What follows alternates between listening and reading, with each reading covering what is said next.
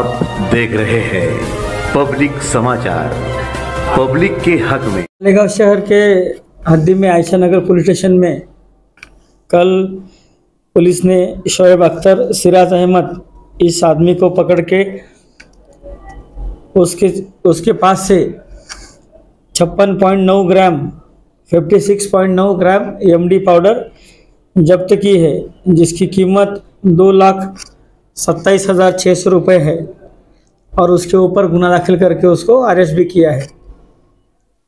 और इसी वारदात के चलते हमने माजी में जो भी कार्रवाई की है उसकी भी थोड़ी मालूमात निकाली, तो हमको ऐसे ध्यान में आया कि एनडीपीएस कायदा के अंतर्गत सिटी डिवीज़न की हद्दी में 2022 साल में एक केस हुई थी। एनडीपीएस कायदा के अंतर्गत एमडी, गांजा, कुत्ता गोली ऐसे जो नशे की चीज़ें हैं उनके ऊपर कार्रवाई की जाती है। उसके तहत 2022 में एक केस दाखिल किया गया था। 2023 में 11 केसेस हमने दाखिल की थी और चालू साल में ये आज की तारीख तक 26 केसेस दाखिल किए हैं। कुल मिला के पिछले 3 साल में हमने 38 केसेस दाखिल की है। इससे ऐसा मान सकते हैं कि 2022, 23 और 24 में एनडीपीएस के केसेस में पुलिस की तरफ से बढ़ोतरी है। आगे चलकर जैसे हमने देखा कि आर्म एक्ट में हमारी कितनी केसेस हुई है उसका भी मैं ब्यौरा आपको बता दूं। 2022 में 33 केसेस आर्म्स एक्ट के अंतर्गत की गई थी, जिसमें बंदूक हो, चाकू छुरी हो, तलवार हो, ऐसी चीज़ें जब्त की जाती है। ऐसे 33 केसेस हमने 2022 में की थी। 2023 में 39 केसेस हमने दाखिल किया था। इतने गुनों में आरोपी और मुद्देमाल जब्त करके पुलिस स्टेशन में गुना दाखिल करके उसके आगे कार्रवाई की थी। चालू साल में 2024 साल में आज की तारीख तक 71 केसेस हमने दाखिल की हैं और पिछले 3 सालों में कुल मिला के वो आंकड़ा जाता है 143 केसेस। और आप देखोगे तो 2022, 23 और 24 में आर्म्स एक्ट के केसेस में बढ़ोतरी है। खास करके 2023 के 39 केसेस में 2024 में 71 तक हम पहुंच चुके हैं। कुल मिला के ऐसा बोल सकते हैं कि ये एनडीपीएस और आर्म्स एक्ट के केसेस के बारे में मालेगांव सिटी डिवीज़न हो, एडिशनल एसपी मालेगांव हो, नासिक जिला एसपी साहब हो, एलसीबी हो, इनकी तरफ से विशेष ध्यान दे के हर बार जो भी मालूमात मिलती गई है उसके तहत पूरा उसका सीरियसनेस देखते हुए केसेस और कार्रवाइयाँ हर बार की गई है।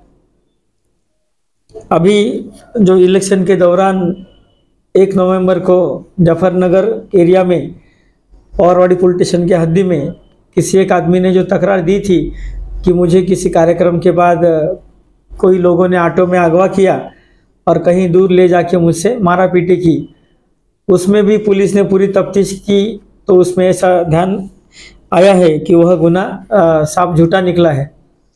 तो उसके आगे से भी हमारी तरफ से उस आदमी के खिलाफ आगे की कार्रवाई चालू है।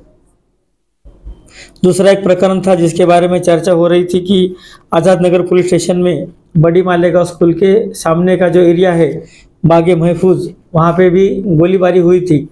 वो गोलीबारी के चलते भी उसका सीरियसनेस देखते हुए हमने तुरंत हमारे पूरे काफिले के साथ में हमारे सभी अधिकारी और अमलदारों ने तुरंत विजिट करके सभी पहलुओं को देखते हुए तपास शुरू कर दिया है। और इसमें हम 2-3 एंगल पे काम कर रहे हैं, जैसे कि कोई उसका पॉलिटिकल कनेक्शन है क्या, उसमें कोई उसका व्यावसायिक जो काम करता है फिरियादी, जैसे कि कोई प्लॉट का है, कोई ज़मीन का मामला है, उसका कोई रोल है क्या, और तो और उसका कोई व्यक्तिगत वाद किसी के साथ में झगड़ा या कोई उसमें एंगल है क्या, ये सब चीज़ों को मद्देनज़र रखते हुए हमने कुछ विशेष पथक और अमलदार उनके पीछे लगा दिए हैं। अधिकारी भी उसमें काम कर रहे हैं, हमारे तरफ से भी हर दिन उसका जायज़ा लिया जा रहा है। उसमें जो भी फुटेज मिला है सीसीटीवी का और जो मोबाइल डेटा का हमने प्राप्त किया है उसका स्टडी करना का काम चालू है। हमको पूरा भरोसा है कि जल्दी हम उसमें एक मुकम्मल पॉइंट तक आ जाएंगे। आगे मैं बताना चाहूँगा कि जैसे लोकसभा इलेक्शन हो, विधानसभा इलेक्शन हो और सभी इलेक्शन के दौरान जो भी आचार संहिता हो और उस सबके पालन के दौरान पुलिस की तरफ से हर बार हर किसी को पूरे तरीके से गांव में लॉ एंड ऑर्डर मेंटेन रहे और गांव में कोई भी दुश्वारी सामने न आए और आ भी गई तो उसको तुरंत पुलिस की तरफ से सॉल्व किया जाए, यही प्रयत्न हमारा रहा है।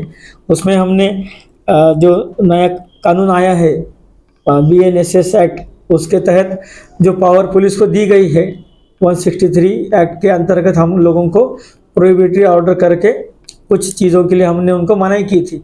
उसके अंतर्गत भी हमने जो पुलिस स्टेशन से जितने भी प्रस्ताव, उनमें से कोई राजकीय कार्यकर्ता हो, कोई सामाजिक कार्यकर्ता हो या जिनका गुने का रिकॉर्ड हो, जिनके ऊपर गुने दाखिल थे, उनका रिकॉर्ड निकाल के हमने उनको इलेक्शन के टाइम के दौरान गांव में न आने के लिए ऑर्डर निकाले थे और वो सभी ऑर्डर के चलते अपनी गांव में दोनों इलेक्शन चयन अमन से पार हो गए हैं।